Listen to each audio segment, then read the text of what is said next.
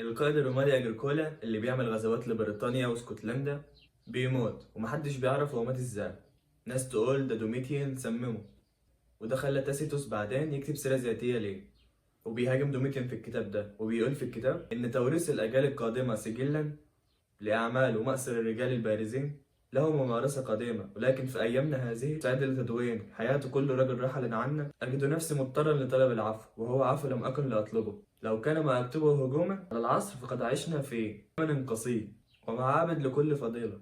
لقد ظهرنا حقا آية كبرى في الصبر، وكما شهدت العصور القديمة ذروة الحرية فقد شهدنا نحن ذروة العبودية. بعد أن حرمنا عبور الجواسيس والمخبرين من التحدث والاستماع، بل إننا كنا سنفقد ذاكرتنا نفسها مع فقدان أصواتنا. لو كان في مقدورنا النسيان كما كان في مقدورنا الصمت، الآن وأخيرا بدأت الروح تعود بنا، ومع ذلك فإن العلاج يعمل ببطء أشد من المرض. فكما تنمو أجسادنا ببطء وتهلك في لحظة، كذلك من الأسهل خلق العبقرية وسحقها على أحيائها. لقد ضاعت منا 15 عاما من عمرنا في صمت تام، وسقط خيرة الرجال حيا الغضب الإمبراطور.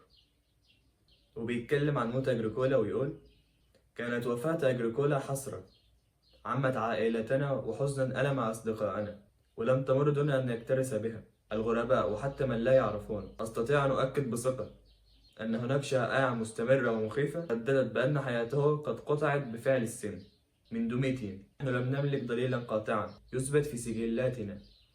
كانت النخبة من غلمان الإمبراطور باهو المقربون يترددون على بيتنا لزيارتهم بتكرار غير معتاد، سواء كان ذلك بدافع الاهتمام، وعندما كان يلفظ بأنفاسه الأخيرة يتم نقل تقارير لحظية للإمبراطور، وعبر الرسل يركضون مسرعين. ولم يؤمن أحد بأن دوميتيان كان يستحيل يسمع أخبارا يحزن لها، ومع ذلك عندما توفى أظهر الإمبراطور ملامح الحزن مصطنعا، فقد ارتاح قلبه الآن من عبء الكراهية لهذا الرجل، وبات بإمكانه إخفاء فرحته بسهولة أكبر من إخفاء خوفه. مش بس كده، دوميتيان يعمل إيه تاني؟ يقوم طرد كل الفلاسفة بسبب الفيلسوف الرواقي أبيكتيتوس اللي كان بينتقد حكمه وبيدعي الحرية. ومش بس كده، ده يعدم ناس من مجلس الشيوخ تهمة الخيانة. هم كتبوا مديح للفلاسفة دول. الكتاب في معرض الكتاب الروماني اسمه عاديات اليهود، الكتاب اللي كان من 20 مجلد.